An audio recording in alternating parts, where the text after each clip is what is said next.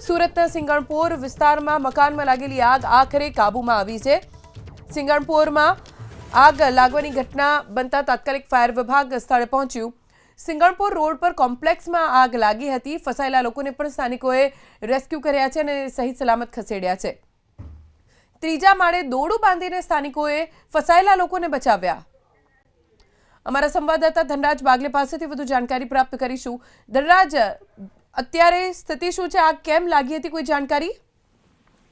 જી બિલકુલ, સુરતના સિંગણપોર વિસ્તારમાં આગની ઘટના બની હતી। એમાં દ્રશ્યો સામે આવ્યા છે રેસ્ક્યુ ઓપરેશનના। સીધી તસવીરો તમે જોઈ શકો છો। સુરતમાં ભૂતકાળમાં જે રીતે તક્ષશિલા અગ્નિકાંડ ઘટ્યો હતો એ પ્રમાણેની તસવીરો જોવા મળી રહી છે। જો કે આ ઘટનામાં લોકોના જીવ બચાવી લેવામાં આવ્યા છે। જે પ્રમાણેની રેસ્ક્યુ ઓપરેશન તમે જોઈ શકો છો। ફાયર વિભાગ આવે તે પહેલા જ સ્થાનિક લોકોએ દોરડું બાંધીને 3 જેટલા લોકોનું રેસ્ક્યુ ઓપરેશન કર્યું હતું।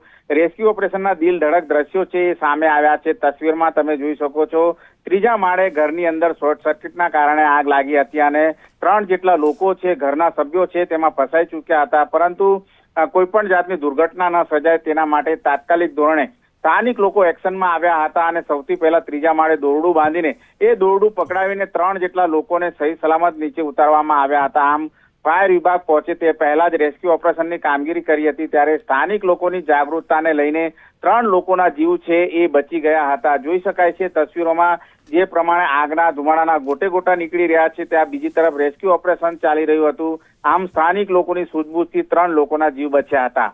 જી ધનરાજ, આભાર જાણકારી આપવા માટે।